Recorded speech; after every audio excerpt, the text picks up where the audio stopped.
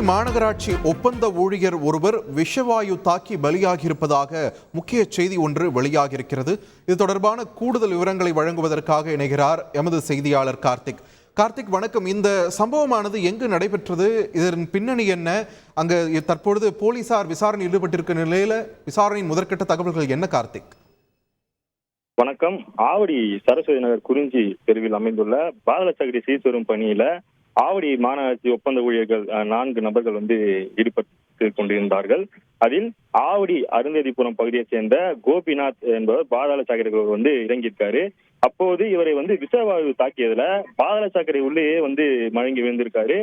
உடனிருந்த சக ஊழியர்கள் அவரை காப்பாற்ற முயன்றிருக்கிறார்கள். ஆனால் அவரை காப்பாற்ற முடியவில்லை. இது குறித்து உடனடியாக சக ஊழியர்கள் மற்றும் அங்கு வந்த உறவினர்கள் ஆவடி போலீசார் மற்றும் தீயணைப்பு துறையினருக்கு தகவல் தெரிவித்திருக்கிறார்கள்.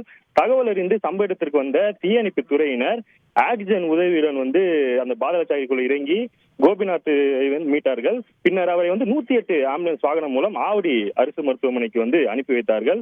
அங்கு அவரை பரிசோதித்த மருத்துவர்கள் கோபிநாத் ஏற்கனவே இறந்து விட்டதாக தெரிவித்திருக்கிறார்கள். இதையடுத்து போலீசார் அவரது உடலை மீட்டு பிரேத பரிசோதனைக்காக கீழ்ப்பாக்கம் அரசு மனைக்கு அனுப்பி வைத்து சம்பந்தமாக விசாரணை மேற்கொண்டு வருகிறார்கள். இந்த சம்பவம் இந்த பகுதியில் ஒரு பெரும் சோகத்தை ஏற்படுத்தி இருக்கிறது. உறவினர்கள் பகுதியில் கூடியிருக்கிறார்கள்.